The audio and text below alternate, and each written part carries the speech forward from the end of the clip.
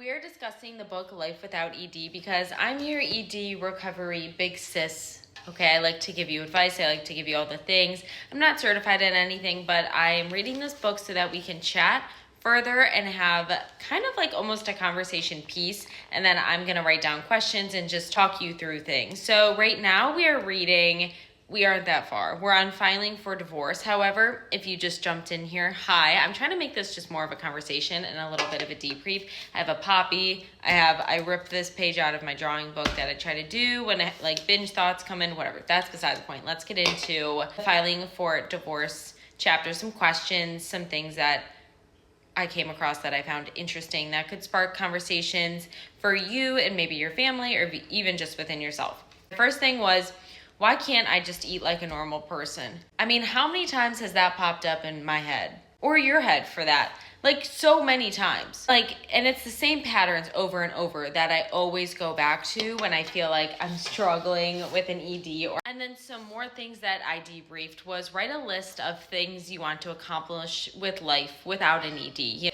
ED seems to take a lot of things from us. I also wrote down a list of what ED has taken.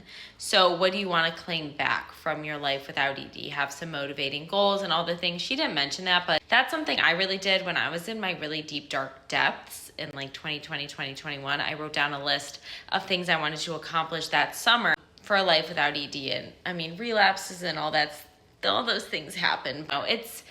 It's a start. And also what's a start is once you tell people out loud, do on social media, some people do in their immediate family or to a therapist. Once you tell friends, family, you're kind of committed to the bit. You're like, okay, I recognize that there's a bigger problem at hand. A little bit easier to stay a little bit more committed to the bit, I like to say. And then also I think it's interesting because different ways you can classify an ED. Like my ED has taken many of turns and twists. Been through the binge cycle most recently. Then there was the binge purge cycle before that. But then there was the purge. That sounds like the movie. Orthorexia, which is kind of like what it started as, I would say.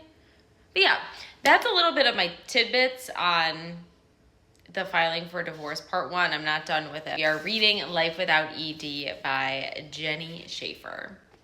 I would highly recommend reading it and joining in on our conversation.